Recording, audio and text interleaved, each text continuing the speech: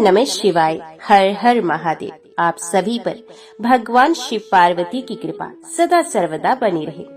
श्रावण मास वो समय जब प्रकृति शिव का रूप धारण कर लेती है और हर भक्त की आंखों में जल नहीं, श्रद्धा का समर्पण छलकता है। आज हम सावन मास महात्म्य के 15वें अध्याय में प्रवेश कर रहे हैं। एक ऐसा अध्याय जो न केवल शिव भक्ति का रहस्य खोलता है, बल्कि जीवन के उन प्रश्नों का उत्तर भी देता है जिन्हें हम वर्षों से अपने भीतर दबाए हुए हैं।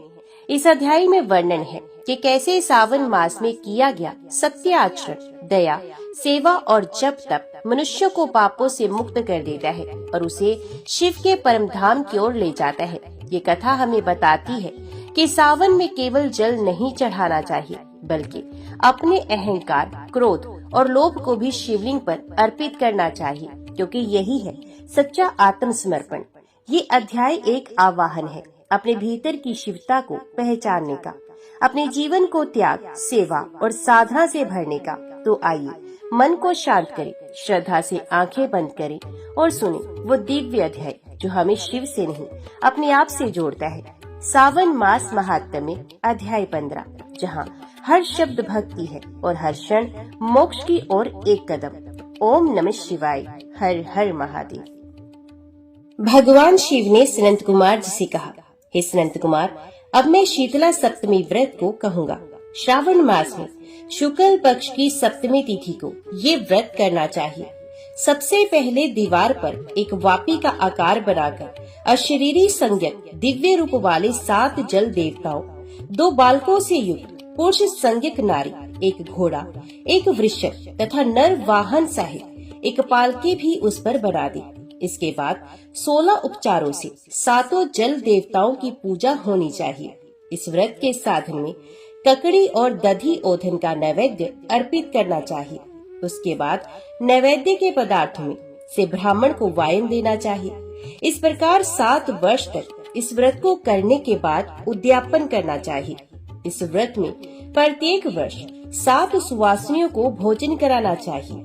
जल देवताओं की प्रतिमाएं एक स्वर्ण पात्र में रखकर बालकों सहित एक दिन पहले सायंकाल में भक्ति पूर्वक उनकी पूजा करनी चाहिए।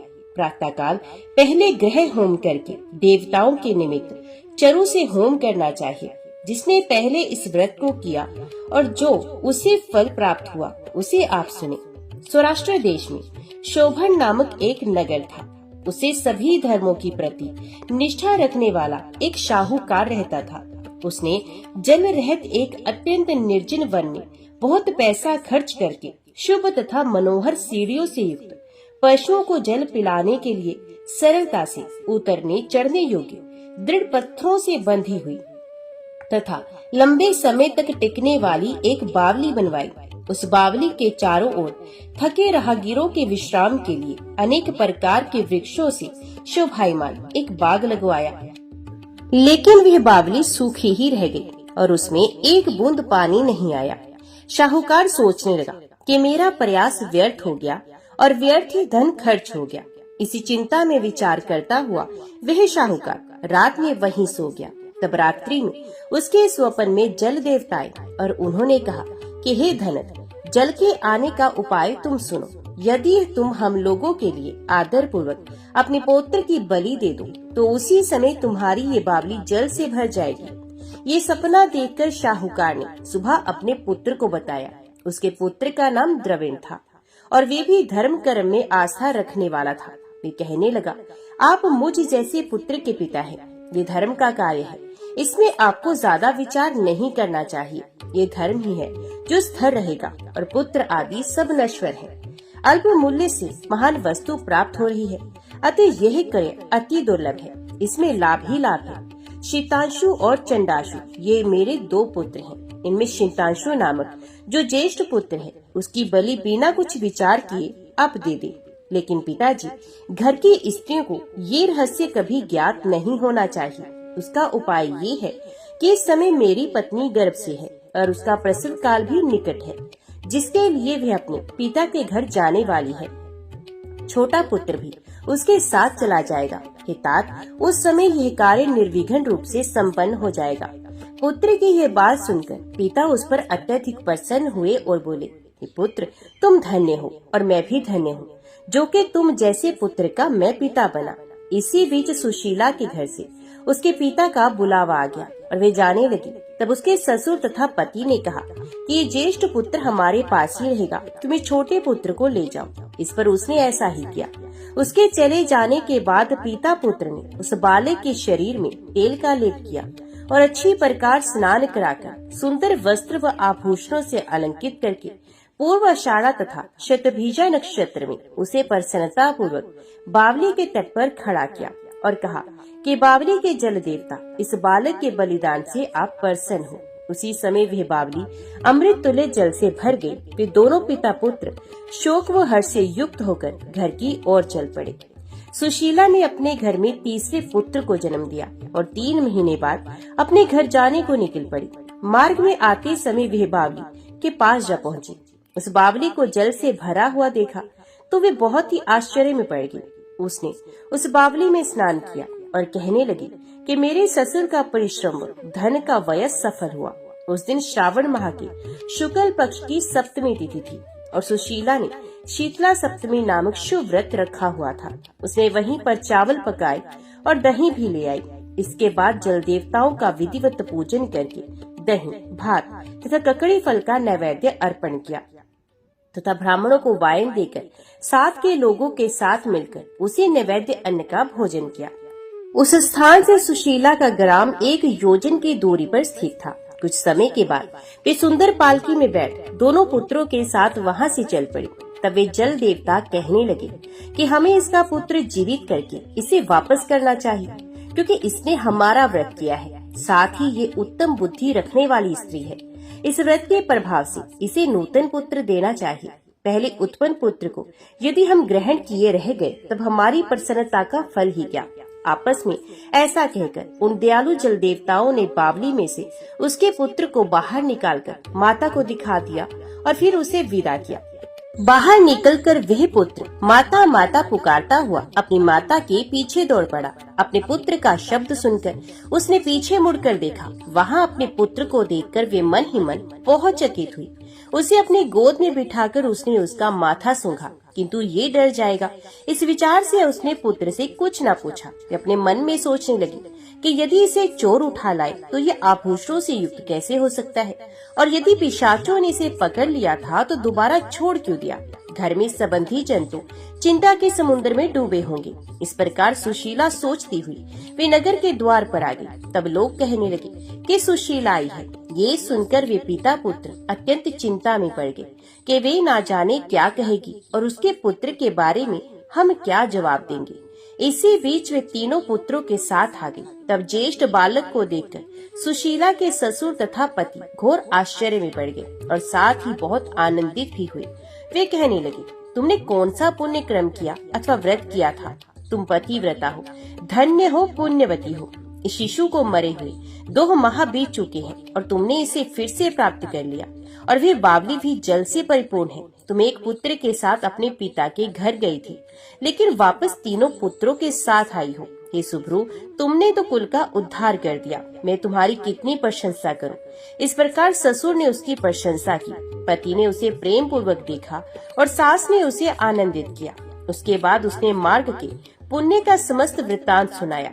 अंत में उन सभी ने मनोवांछित सुखों का उपभोग करके बहुत आनंद प्राप्त किया। हे वत्स, मैंने इस शीतला सप्तमी व्रत को आपसे कह दिया। इस व्रत में दधी ओधन शीतल, ककड़ी का फल शीतल और बावली का जल भी शीतल होता है तथा इसके देवता भी शीतल होते हैं। अतः शीतला सप्तमी का व्रत करने वाले तीनों प्रकार के तापों के संताप से शीतल हो जाते हैं। इसी कारण से ये सप्तमी शीतला सप्तमी इस यथार्थ नाम वाली हो गई है। ओम नमः शिवाय। हर हर महादेव। नारद जी कहते हैं, अर्जुन, कुंती नंदन, भगवान वासुदेव की स्थापना के पश्चात मैंने पुनः मनुष्यों पर कृपा करने की इच्छा से प्रत्यक्ष देवता भगवान सूर्य को इस तीर्थ में लाने का विचार किया। भगवान सूर्य समस्त प्राणियों के उद्गम स्थान है। विश्वलोक और परलोक में भी सबका अभय उदय करते हैं। श्री सूर्य देव संपूर्ण विश्व के आधार माने गए हैं। जो भक्ति पूर्वक भगवान सूर्य का प्रतिदिन स्मरण, कीर्तन और पूजन करते हैं वे निस्संदेह कृतार्थ हो जाते हैं। जिसने इस संसार में जन्म लेकर सहस्रों किरणों वाले देवेश्वर भगवान सूर्य का पूजन नहीं किया, उसने अपने आत्मा से ही द्रोह किया है। जो सदा भगवान सूर्य की भक्ति में तत्पर और सर्वदा उन्हीं में मन लगाए रहने वाले हैं, जो सदा सूर्य का ही स्मरण किया करते हैं, वे कभी दुख के भागी नहीं होते हैं। भगवान भास्कर की भक्ति दुर्लभ है, उनका पूजन दुर्लभ है, उनके लिए दान देने का सौभाग्य दुर्लभ है तथा उनकी प्रसन्नता के लिए होम करना तो और भी दुर्लभ है। जिसकी जीवा की अग्रभाग में नमस्कार आदि से युक्त रवि ये 2 अक्षर विराजते हैं, उसका जीवन सफल है। इस प्रकार भगवान सूर्य के बड़े भारी महात्म्य का चिंतन करके मैंने पूरे 100 वर्ष तक भक्ति पूर्वक सूर्य देव की आराधना की। मैं वायु पीकर रहता और सूर्य संबंधी वैदिक मंत्रों के विशुद्ध जप से भगवान सूर्य की स्तुति किया करता था। तब अत्यंत तेज के कारण जिनकी ओर देखना बहुत कठिन है, उन भगवान सूर्य ने योग बल से दूसरी मूर्ति धारण करके आकाश में आकर मुझे प्रत्यक्ष दर्शन दिया। तब मैंने हाथ जोड़कर भगवान को नमस्कार किया और साम वेद के विविध मंत्रों द्वारा उनका स्तवन भी किया।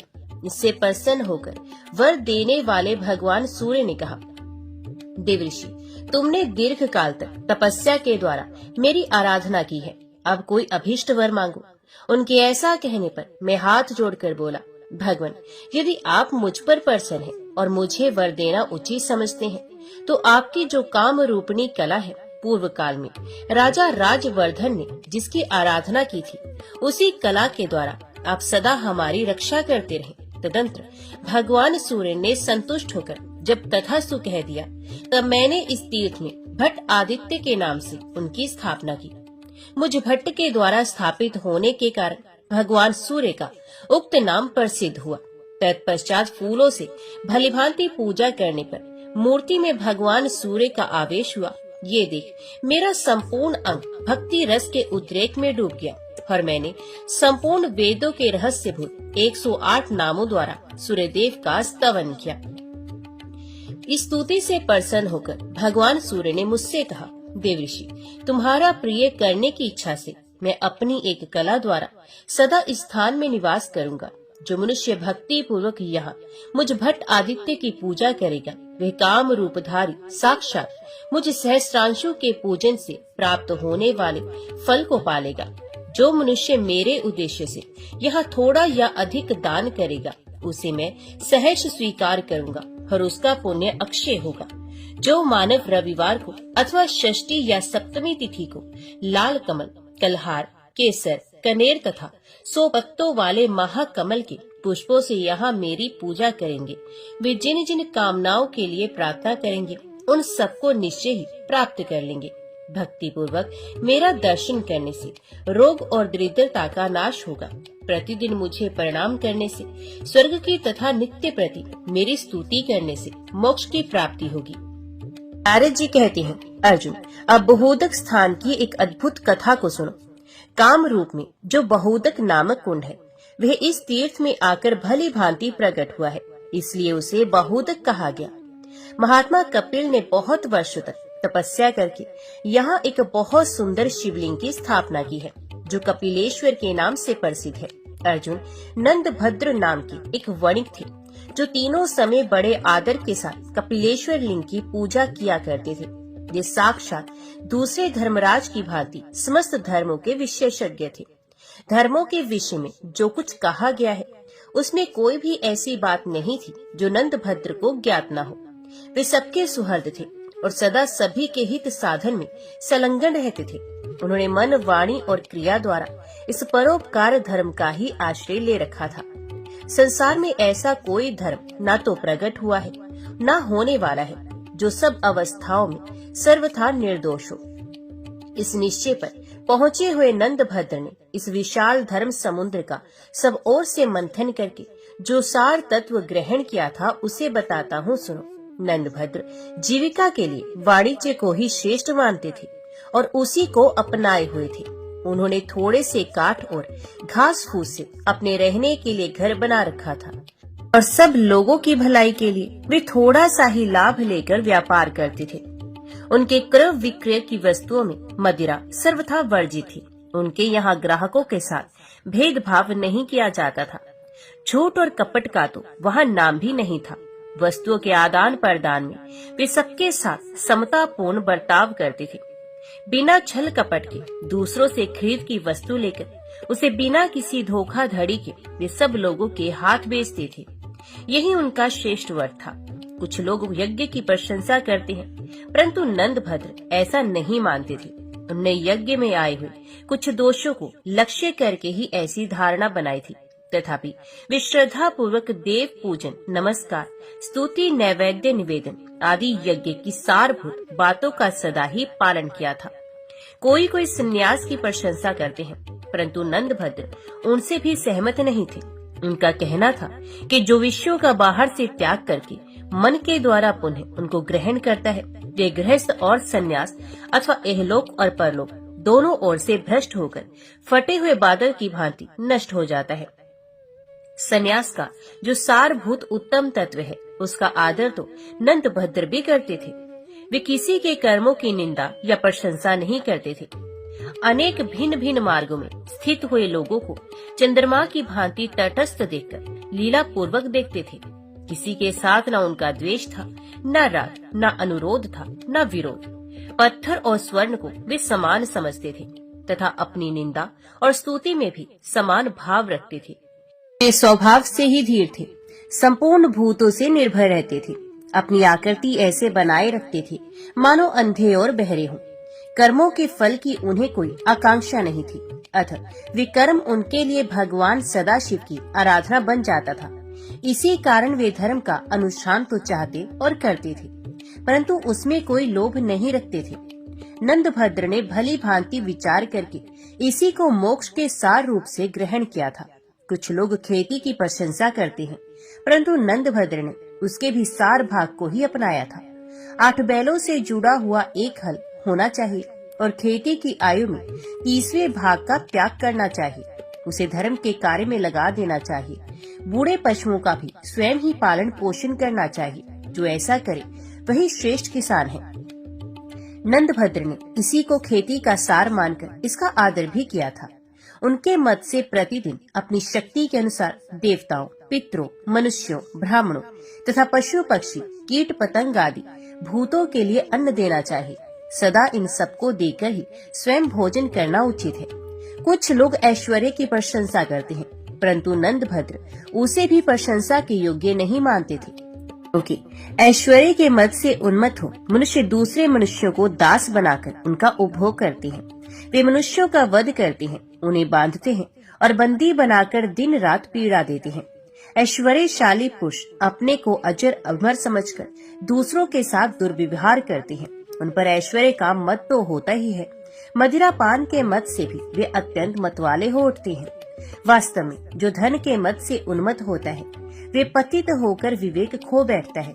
अतः संपूर्ण भूतों को अपना स्वरूप मानकर उनके प्रति अपने ही जैसा बर्ताव करना चाहिए। जिसकी सर्वत्र आत्म दृष्टि है, वह ऐश्वर्य से मतवाला नहीं होता। जो सबके शरीर में अपने ही जैसे सुख दुख का अनुभव करता हो, ऐसा ऐश्वर्यशाली पुरुष आज कहाँ है। इसलिए नंदभद्र ने ऐश्वर्य का जो सार ग्रहण किया था, वे भी सुनो। वे अपनी शक्ति के अनुसार सभी प्राणियों की सेवा करते थे, किसी की भी सेवा से विमुख नहीं होते थे।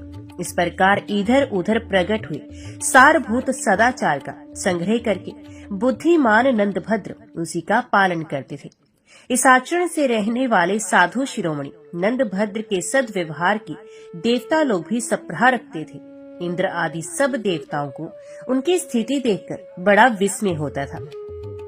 इसी स्थान में एक शूद्र भी रहता था, जो नंदभद्र का पड़ोसी था। उसका नाम तो था सत्यव्रत, किंतु वे बड़ा भारी नास्तिक और दुराचारी था। धर्मपरायण नंदभद्र पर बारंबार दोष आरोपण किया करता था और सदा उनके दोष ही ढूंढता रहता था। उसकी इच्छा थी, यदि इनका कोई छिद्र देख पाऊं तो इन्हें धर्म से गिरा दूं। खोटे हृदय वाले क्रूर नास्तिकों का ये स्वभाव ही होता है कि वे अपने को तो नीचे गिराते ही हैं, दूसरों को भी गिराने की चेष्टा करते हैं। धार्मिक वृत्ति से रहने वाले बुद्धिमान नंदभद्र के वृद्ध अवस्था में बड़े कष्ट से एक पुत्र हुआ, किंतु वे चल बसा। इसे प्रारब्ध का फल मानकर उन महामती वैश्य ने शोक नहीं किया। देवता हो या मनुष्य, प्रारब्ध के विधान से कौन छूट पाता है। तदंतर नंदभद्र की प्यारी पत्नी कनका, जो अरुंधति की भांति साध्वी स्त्रियों के समस्त सद्गुणों से विभूषित तथा गृहस्थ धर्म की साक्षात मूर्ति थी, सहसा मृत्यु को प्राप्त हो गई। नंदभद्र जितेंद्रिय थे, फिर भी पत्नी के ना रहने से गृहस्थ धर्म का नाश होगा, ये सोचकर उन्हें शोक हुआ। नंदभद्र का यह अंतर देखकर सत्यव्रत को बहुत दिनों के बाद बड़ी प्रसन्नता हुई। वे हाय हाय, बड़े कष्ट की बात है, ऐसा कहता हुआ शीघ्र ही नंदभद्र के पास आया और मित्र की भांति मिलकर उनसे बोला, हाय नंदभद्र, यदि तुम जैसे धर्मात्मा को भी ऐसा फल मिला तो इससे मेरे मन में यही आता है कि यह धर्म कर्म व्यर्थ ही है।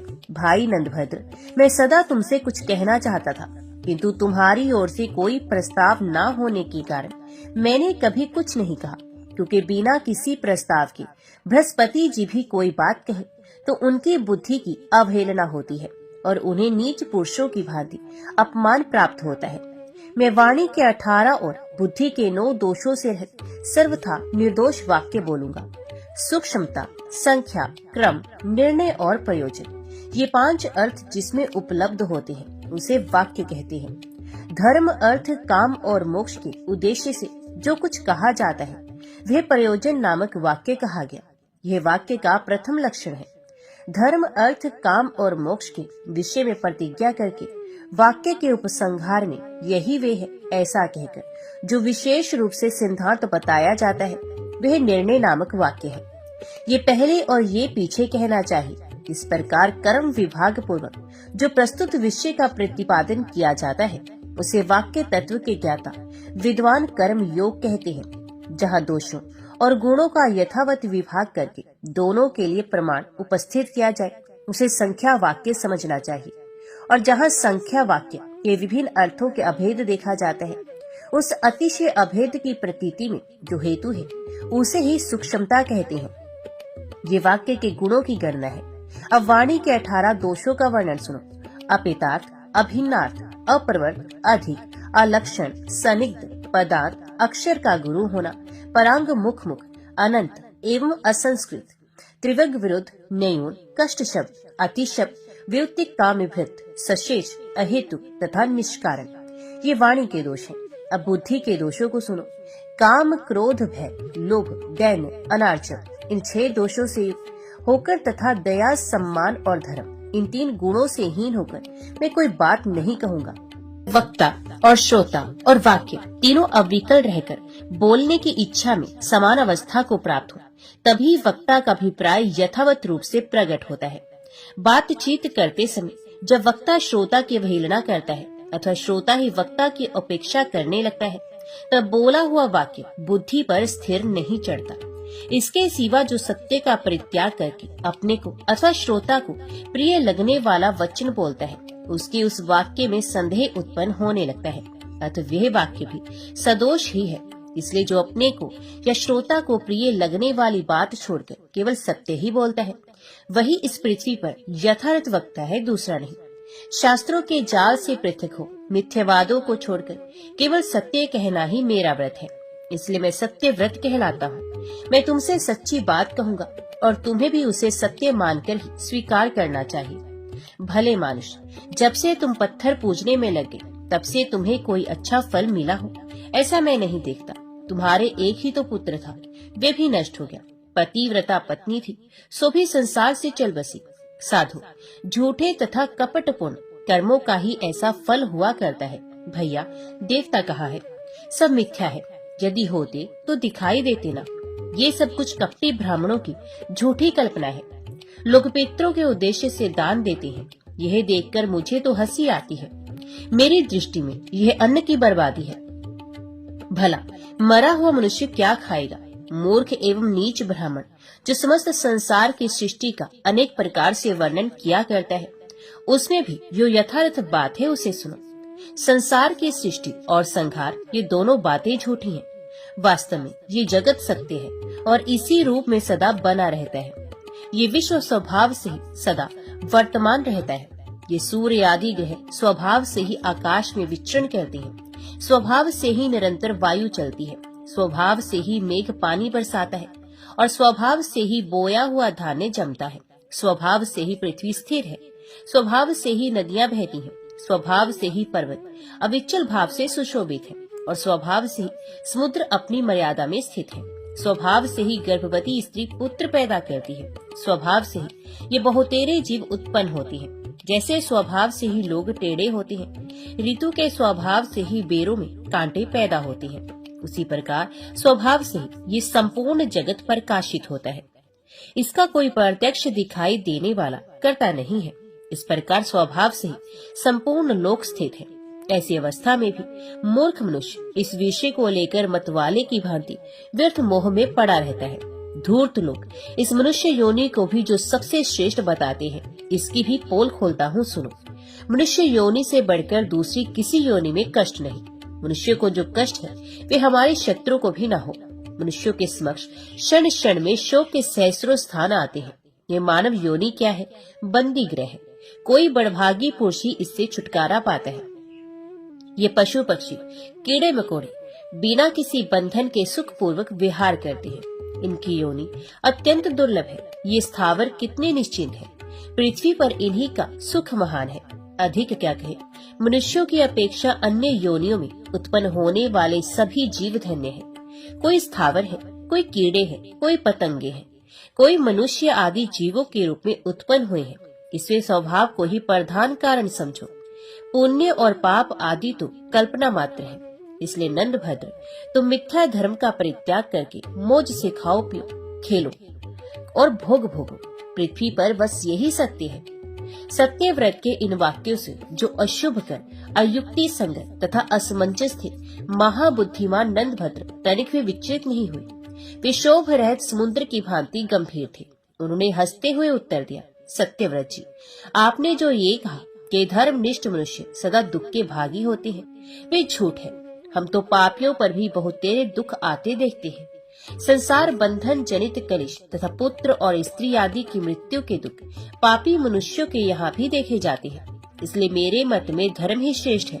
किसी पुण्यात्मा साधु पुरुष पर संकट आया देखकर बड़े बड़े लोग सहानुभूति प्रदर्शित करते हुए ये कहते हैं कि अहो, ये तो साधु पुरुष है, उन पर कष्ट आया, ये तो हमारे लिए बड़े दुख की बात है इत्यादि। पापियों को तो ये सहानुभूति भी दुर्लभ है। स्त्री तथा धन आदि के लोभ से जब कोई पापी लुटेरा घर में घुसता है तो आप भी उससे डर जाते हैं, उसके प्रति द्वेष का परिचय देते हैं और उसके ऊपर क्रोध भी करते हैं। ये सब व्यर्थ है। दूसरी बात जो आप ये कहते हैं कि संसार का कारण कोई महान ईश्वर नहीं, ये भी बच्चों जैसी बात है।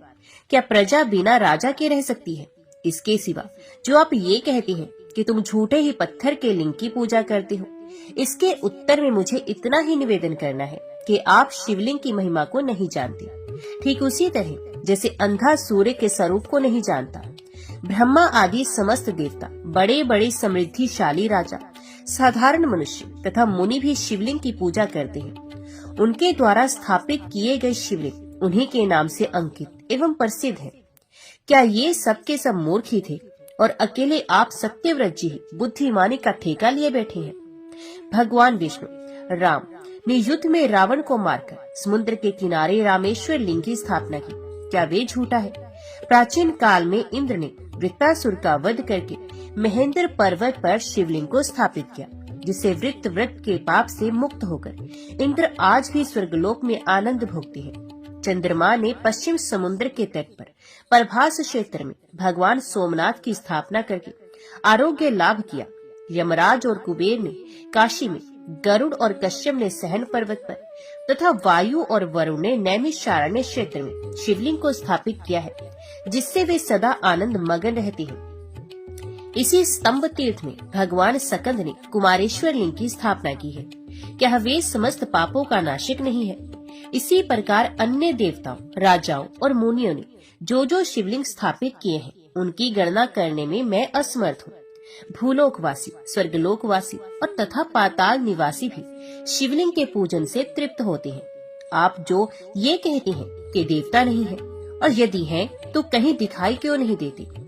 आपके इस प्रश्न से मुझे बड़ा आश्चर्य हो रहा है। जैसे दरिद्र लोग द्वार द्वार जाकर कुल्थी मांगते हैं, उसी प्रकार क्या देवता भी आपके पास आकर याचना करे, भैया आप बड़े बुद्धिमान हैं, आप जो चाहते हैं उसकी सिद्धि तो आपके गुरु ही कर सकते हैं। यदि आपके मत में सब पदार्थ स्वभाव से ही सिद्ध होते हैं तो बताइए, कर्ता के बिना भोजन तैयार क्यों नहीं हो जाता? इसलिए जो भी निर्माण कार्य है यह अवश्य किसी न किसी कर्ता का ही है। जिस पदार्थ में जितनी निर्माण शक्ति विधाता ने भर दी वे वैसा ही है। और आपने जो ये कहा है कि पशु आदि प्राणी ही सुखी तथा धन्य है, यह बात आपके सिवा और किसी ने ना तो कही है और ना ही सुनी है। तमोगुणी और अनेक इंद्रियों से रहित जो पशु पक्षी आदि प्राणी है तथा उनके जो कष्ट है वे भी यदि सप्रहन्य और धन्य है तो संपूर्ण इंद्रियों से युक्त मनुष्य श्रेष्ठ और धन्य क्यों नहीं? मैं तो समझता हूँ कि आपका जो ये अद्भुत सत्य व्रत है इसे आपने नर्क जाने के लिए ही संग्रह किया है। आपने पहले ही जो आडंबर पूर्ण भूमिका बांधकर अपने ज्ञान का परिचय देना आरंभ किया है उसी में आपके इन वचनों की सारहीनता व्यक्त हो गई है। क्योंकि मायावी लोग जब बोलने लगते हैं तब उनकी बातें आडंबर से आच्छादित होती हैं। आपने प्रतिज्ञा तो की थी कुछ और कहने के लिए, परंतु कह डाला कुछ और ही। इसमें आपका कोई दोष नहीं, सब दोष मेरा ही है जो मैं आपकी बात सुनता हूँ। नास्तिक, सर्प और विष, इनका तो ये गुण ही है कि दूसरों को मोहित करते हैं। प्रतिदिन साधु पुरुषों का संग करना धर्म का कारण है। इसलिए विद्वान, वृद्ध, शुद्ध भाव वाले, तपस्वी तथा शांति प्रायण संत महात्माओं के साथ संपर्क स्थापित करना चाहिए। नीच, अज्ञानी तथा आत्म ज्ञान से रहित पुरुषों का संग नहीं करना चाहिए। जिनके कुल, विद्या और कर्म तीनों शुद्ध हो और जिन्हें शास्त्र का ज्ञान हो, ऐसे पुरुषों का विशेष रूप से सेवन करना चाहिए।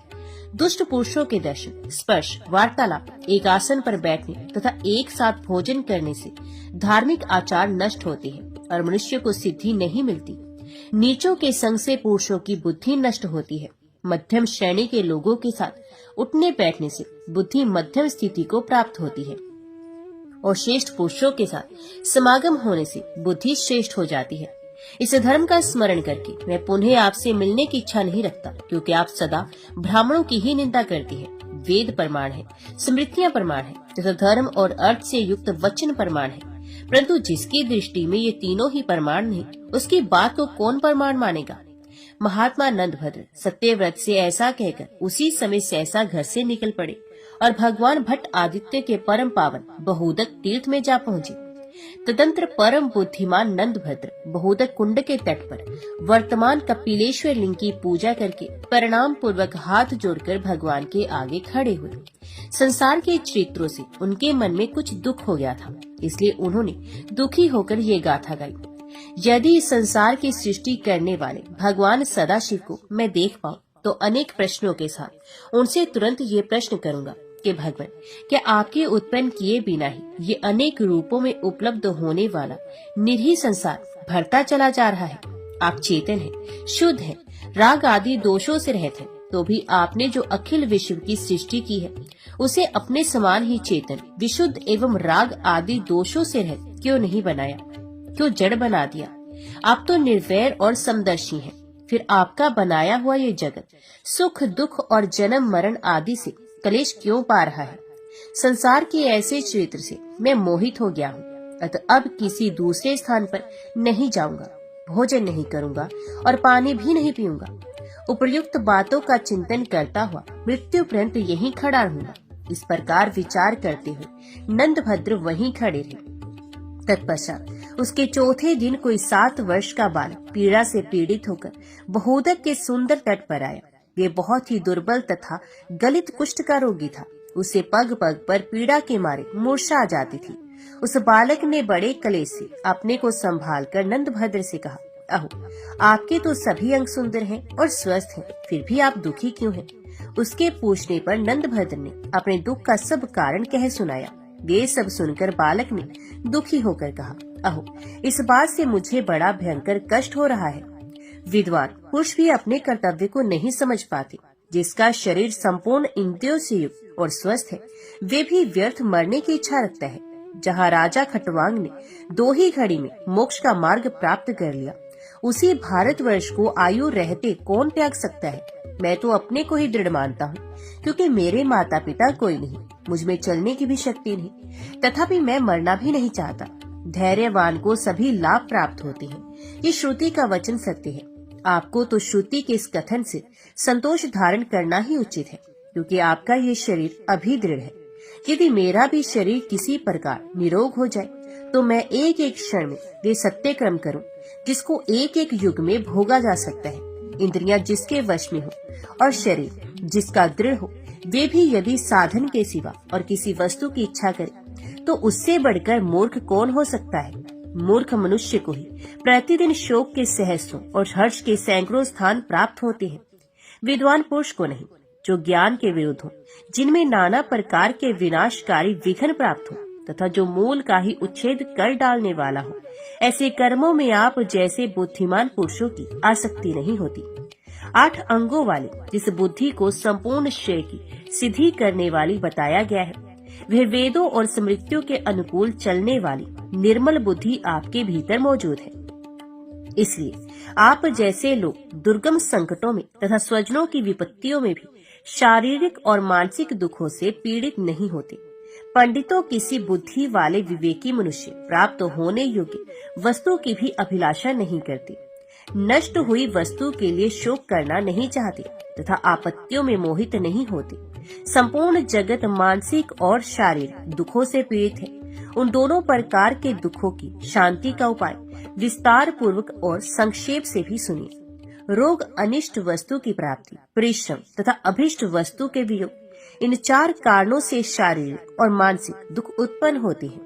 अप्रिय का संयोग, प्रिय का वियोग, ये 2 प्रकार का मानसिक महाकष्ट बताया गया। इस प्रकार यहाँ शारीरिक और मानसिक दोनों प्रकार का दुख बताया गया। जैसे लोह पिंड के तप जाने से उस पर रखा हुआ घड़े का जल भी गर्म हो जाता है, उसी प्रकार मानसिक दुख से शरीर को भी संताप होता है। अतिशीघ्र ही औषधि आदि के द्वारा उचित प्रतिकार करने से व्याधि अर्थात शारीरिक दुख का और सर्वथा परित्याग करने से आदि अर्थात मानसिक दुख का शमन होता है।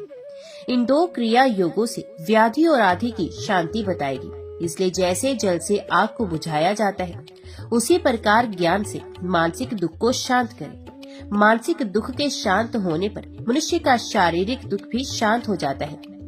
मन के दुख की जड़ है स्नेह। स्नेह से प्राणी आसक्त होता है और दुख पाता है। स्नेह से दुख और स्नेह से ही भय उत्पन्न होता है।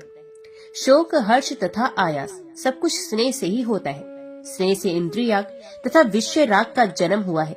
ये दोनों ही श्रेय के विरोधी हैं। इनमें पहला अर्थात इंद्रिय राग भारी माना गया, इसलिए जो स्नेह या आसक्ति का त्यागी, निर्वैर तथा निष्परिग्रह होता है, कभी दुखी नहीं होता। जो त्यागी नहीं है, ये संसार में बार बार जन्म मृत्यु को प्राप्त होता है। इस कारण मित्रों से तथा धन संग्रह से होने वाले स्नेह में कभी लिप्त नहीं हो और अपने शरीर के प्रति होने वाले स्नेह का ज्ञान द्वारा निवारण करें। ज्ञानी, सिद्ध, शास्त्रज्ञ और जितात्मा, इनमें स्नेह जनित आसक्ति नहीं होती। ठीक वैसे ही जैसे कमल के पत्तों में पानी नहीं सकता, राग के वशीभूत हुए पुरुष को काम अपनी ओर खींचता है, फिर उसके मन में भोग की इच्छा उत्पन्न होती है। उस इच्छा से ही तृष्णा या लोभ की उत्पत्ति होती है। तृष्णा सबसे बढ़कर पापिष्ट और सदा उद्वेग में डालने वाली मानी गई है। इसके द्वारा बहुत से अधर्म होते हैं। तृष्णा का रूप भी बड़ा भयंकर है। ये सबके मन को बांधने वाली है। खोटी बुद्धि वाले पुरुषों के द्वारा बड़ी कठिनाई से जिसका त्याग हो पाता है, जो इस शरीर के वृद्ध होने पर भी स्वयं बूढ़ी नहीं होती तथा जो प्राणांतकारी रोग के समान है, उस तृष्णा का त्याग करने वाले को ही सुख मिलता है। तृष्णा का आदि और अंत नहीं है। जैसे लोहे के मैल लोहे का नाश करती है, उसी प्रकार तृष्णा मनुष्यों के शरीर के भीतर रहकर उनका विनाश करती है। नंदभद्र बोले, शुद्ध बुद्धि वाले बालक, ये क्या बात है कि पापी मनुष्य भी निरापद होकर स्त्री और धन के साथ आनंद मगन देखे जाते हैं। बालक ने कहा, ये तो बहुत स्पष्ट है। जिन्होंने पूर्व जन्मों में तामसिक भाव से दान दिया, उन्होंने इस जन्म में उसी दान का फल प्राप्त किया। परंतु तामस भाव से जो कर्म किया गया, उसके प्रभाव से उन लोगों का धर्म में कभी अनुराग नहीं होता। ऐसे मनुष्य पुण्य फल को भोगकर अपने तामसिक भाव के कारण नरक में ही जाते हैं, इसमें संदेह नहीं। इस संशय के विषय में मार्कंडेय जी ने पूर्व काल में जो बात कही है, ये इस प्रकार सुनी जाती है। एक मनुष्य ऐसा है जिसके लिए इस लोक में तो सुख का भोग सुलभ है, परंतु परलोक में नहीं। दूसरा ऐसा है जिसके लिए परलोक में सुख का भोग सुलभ है, किंतु इस लोक में नहीं। तीसरा ऐसा है जिसके लिए इस लोक में और परलोक में भी सुख भोग प्राप्त होता है। और एक चौथे प्रकार का मनुष्य है जिसके लिए ना तो इस लोक में सुख है और ना ही परलोक में। जिसका पूर्व जन्म में किया हुआ पुण्य शेष है, उसी को वे भोगता है और नूतन पुण्य का उपार्जन नहीं करता। उस मंद बुद्धि एवं भाग्यहीन मानव को प्राप्त हुआ वह सुख भोग केवल इसी लोक के लिए बताया गया है। जिसका पूर्व जन्म उपार्जित पुण्य नहीं, किंतु वह तपस्या करके नूतन पुण्य का उपार्जन करता है, उस बुद्धिमान को परलोक में सदा ही सुख का भोग प्राप्त होता है। जिसका पहले का किया हुआ पुण्य भी वर्तमान है और तपस्या से नूतन पुण्य का भी उपार्जन हो रहा है, ऐसा बुद्धिमान कोई ही कोई होता है जिसे इहलोक में और परलोक में भी सुख भोग प्राप्त होता है। जिसका पहले का भी पुण्य नहीं और इस लोक में भी जो पुण्य का उपार्जन नहीं करता, ऐसे मनुष्य को न इहलोक में सुख मिलता है न परलोक में। उस नराधम को धिक्कार है। हे महाभाग, ऐसा जानकर सब कार्यों का त्याग करके भगवान सदाशिव का भजन और वर्ण धर्म का पालन करे। इससे बढ़कर दूसरा कोई कर्म नहीं जो अपने मनोरथों के नष्ट होने तथा प्राप्त होने पर भी शोक करता है, अथवा जो भोगों से तृप्त नहीं होता, वे निश्चय ही दूसरे जन्म में बंधन में पड़ता है। नंदभद्र बोले, हे बालक, आप बाल रूप में उपस्थित होने पर भी वास्तव में बालक नहीं है, बड़े बुद्धिमान है। मैं आपको नमस्कार करता हूँ। मैं बड़े विस्मय में पड़ा हूँ कि आप कौन हैं। यह यथार्थ रूप से जानना चाहता हूँ। मैंने बहुत से वृद्ध पुरुषों का दर्शन और सत्संग लाभ किया, किंतु उन सबकी ऐसी बुद्धि ना तो मैंने देखी ना ही सुनी। आपने तो मेरे जन्म भर के संदेह खेल खेल में ही नष्ट कर दिए, अतः आप कोई साधारण बालक नहीं, यह मेरा निश्चित मत है। बालक ने कहा, ये बड़ी लंबी कथा है, एकाग्रचित होकर सुनिए। इससे पहले 8वें जन्म में मैं विदिशा नगर के भीतर ब्राह्मण कुल में उत्पन्न हुआ था। मेरा नाम धर्मजालिक था। मैं वेद वेदांतों का तत्वज्ञ, धर्मशास्त्रों के अर्थ को जानने वाला, विद्वानों में श्रेष्ठ तथा साक्षात बृहस्पति के समान धर्मशास्त्रों का व्याख्या था। लोगों के लिए तो मैं नाना प्रकार के धर्मों का विस्तार पूर्वक वर्णन करता था, परंतु स्वयं अत्यंत दुराचारी तथा पापियों में भी सबसे बड़ा पापी राज था। मांस खाता, मदिरा पीता और पराई स्त्रियों के साथ सदा रमण करता था। झूठा, दंभी, पाखंडी, दुष्ट, लोभी, दुरात्मा और शठ, इन सभी विशेषणों से मैं विभूषित था। कभी और कहीं भी कोई सत्कर्म नहीं करता था। जाली पुरुषों की भांति लोगों को केवल जाल सिखाता था। इसलिए मेरे यथार्थ स्वरूप को जानने वाले लोग मुझे धर्म जाली कहते थे। इस प्रकार मैंने बहुत से पातक बटोरे। फिर अंत काल आने पर मृत्यु के पश्चात मैं यमलोक में गया और वहाँ मुझे कूटशालमली नामक नरक में गिराया गया। उन्हें यमदूत मुझे अपने कुकृत्यों का स्मरण दिलाते हुए इधर उधर घसीटने लगे। मैं कभी तलवारों से काटा जाता, कभी कुत्तों से नुचवाया जाता। दशा में वहाँ प्रतिक्षण जीता और मरता रहा, अर्थात बार बार मूर्छित होता था। उस समय अनेक प्रकार से अपनी निंदा करता हुआ मैं बहुत वर्षों तक पड़ा रहा। धर्मराज के दूतों द्वारा पीड़ित होने पर नरक में जैसी बुद्धि होती है, वही यदि यहाँ 2 घड़ी भी रह जाए तो मनुष्य धन्य धन्य हो जाए। तदंतर अत्यंत यातना भोगने के पश्चात यमदूतों ने मुझे किसी प्रकार छोड़ा। फिर स्थावर योनि में जाकर अनेक प्रकार के कलेशों का उपभोग करके मैं सरस्वती नदी के सुंदर तट पर एक कीड़ा हुआ। कीड़े की योनि में रहते समय एक दिन मैं मार्ग में सुख पूर्वक सो रहा था। इतने में ही वहाँ अकस्मात आते हुए रथ की घरघराहट मुझे बड़े जोर से सुनाई दी। उस आवाज को सुनकर मैं डर गया और सहसा मार्ग छोड़कर बड़े वेग से दूर भागने लगा। इसी बीच में इच्छा अनुसार घूमते हुए भगवान वेद व्यास उधर से आ निकले। मुनिवर व्यास ने वहाँ उस अवस्था में पड़े हुए मुझे कृपा पूर्वक देखा। ब्राह्मण जन्म से मैंने सब लोगों को जो नाना प्रकार के धर्मों का उपदेश किया था, उसी के प्रभाव से उस कीट जन्म में मुझे व्यास जी का संग प्राप्त हुआ। ये सब जीवों की भाषा जानते हैं। उन्होंने कीड़े की भाषा में मुझसे कहा, ओ कीट, क्यों इस प्रकार भागा जा रहा है? इसलिए मृत्यु से इतना डरता है? अहो, मनुष्य को यदि मृत्यु से भय हो तो उचित हो सकता है। तू तो कीट है, तुझे इस शरीर के छूटने का इतना भय क्यों है? व्यास जी के ऐसा कहने पर पूर्व पुण्य के प्रभाव से मेरी भी बुद्धि जागृत हुई। तब मैंने उन्हें इस प्रकार उत्तर दिया, विश्व वंदनीय मुनिवर, मुझे इस मृत्यु से किसी प्रकार का भय नहीं। मेरे मन में यही भय है कि इससे भी नीच योनि में ना चला जाऊं। इस कुत्सित कीट योनि से भी अधम दूसरी करोड़ों योनियां हैं, उनमें गर्भ आदि धारण की क्लेश से मुझे डर लगता है और किसी कारण से मैं भयभीत नहीं हूँ। व्यास जी बोले, कीट तू भय न कर, जब तक तुझे ब्राह्मण शरीर में ना पहुँचा दूंगा तब तक सभी योनियों में शीघ्र ही छुटकारा दिलाता रहूंगा। व्यास जी के ऐसा कहने पर उन जगत गुरु को प्रणाम करके मैं पुनः मार्ग में लौट आया और रथ के पहिए से दबकर मृत्यु को प्राप्त हुआ। तत्पश्चात कोए और स्यार आदि योनियों में मैं जब जब उत्पन्न हुआ तब व्यास जी ने आकर मुझे पूर्व जन्म का स्मरण कराया। तदंतर बहुत सी योनियों में भ्रमण करके अत्यंत क्लेश भोगता हुआ मैं अब अंत में ब्राह्मण के घर में आकर इस मानव योनि में उत्पन्न हुआ। इसमें जन्म लेकर भी अत्यंत दुखी हूँ। जन्म से ही माता पिता ने मुझे अकेला छोड़ दिया। मेरे शरीर में गलित कोढ़ का रोग हो गया। इसके कारण मैं बड़ी भारी पीड़ा का अनुभव करता हूँ। जब मैं 5 वर्ष का हुआ तभी व्यास जी ने आकर मेरे कान में सारस्वत मंत्र का उपदेश कर दिया। उसके प्रभाव से मुझे बिना पढ़े ही वेदों, शास्त्रों तथा संपूर्ण धर्मों का स्मरण हो गया। फिर व्यास जी ने ही मुझे ये आज्ञा दी कि तुम भगवान कार्तिकेय के क्षेत्र में जाओ और वहाँ महामती नंदभद्र का आश्वासन दो। इसके बाद बहुतक तीर्थ में प्राण त्याग करके महिसागर संगम के जल में अपनी हड्डियां डलवा दो। उसके बाद तुम भावी जन्म में मैत्रेय नामक श्रेष्ठ मुनि होगे। मुनि होने के पश्चात तुम्हें मोक्ष प्राप्त होगा। स्वयं व्यास जी ने इस प्रकार मुझसे कहा है, इसलिए मैं भार वाहकों की सहायता से अत्यंत क्लेश उठाकर इस तीर्थ में आया हूँ। इस प्रकार आपसे मैंने अपना सब चरित्र कह सुनाया। नंदभद्र जी, पाप इस प्रकार कष्टदायक होता है, अतः आप सदा ही उसका त्याग करें।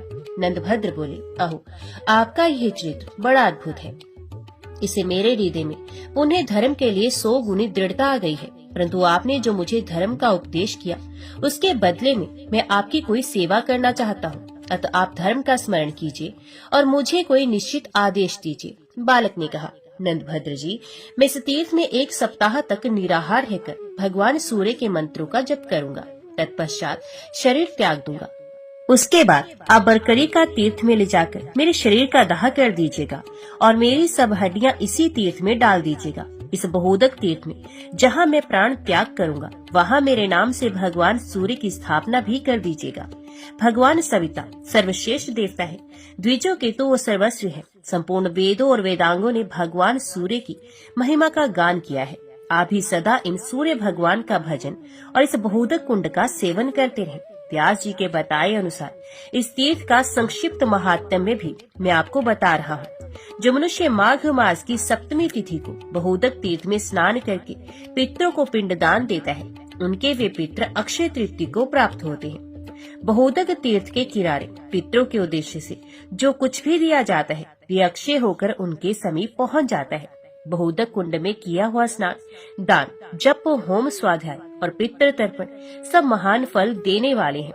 नारद जी कहते हैं, यो कहकर वह बालक मौन हो गया और बहुदक कुंड में स्नान करके पवित्र हो तटव्रती वृक्ष के नीचे बैठकर स्वयं सूर्य मंत्रों का जप करने लगा। 7वीं रात्रि व्यतीत होने पर बालक ने प्राण त्याग दिया। फिर नंदभद्र ने बालक के कथन अनुसार ब्राह्मणों द्वारा उसके शव का विधि पूर्वक दाह संस्कार करवाया। सूर्य मंत्र के जप में लगे हुए उस बालक ने जहाँ प्राण त्याग किए थे वहाँ नंदभद्र ने बाल आदित्य के नाम से विख्यात भगवान सूर्य की प्रतिमा स्थापित की। जो बहुदक में स्नान करके बाल आदित्य का पूजन करता है उस पर भगवान सूर्य प्रसन्न होते हैं और वे मोक्ष का उपाय प्राप्त करता है। तदंतर नंदभद्र ने भी दूसरी स्त्री से विवाह करके उसके गर्भ से अपने ही समान अनेक पुत्र उत्पन्न किए। वे सदा भगवान शिव तथा सूर्य की उपासना में लगे रहे। अंत में उन्होंने भगवान शिव का सारूप्य प्राप्त किया, जिससे फिर इस संसार में लौटना नहीं होता। इस प्रकार ये महाकुंड बहुदक के नाम से विख्यात हुआ। जो श्रद्धा पूर्वक इस तीर्थ के महात्म्य को सुनता है उस पर भगवान सूर्य प्रसन्न होते हैं तथा वे अपने हृदय में मोक्ष का चिंतन करते हुए भवसागर से मुक्त हो जाता है। ओम नमः शिवाय। हर हर महादेव।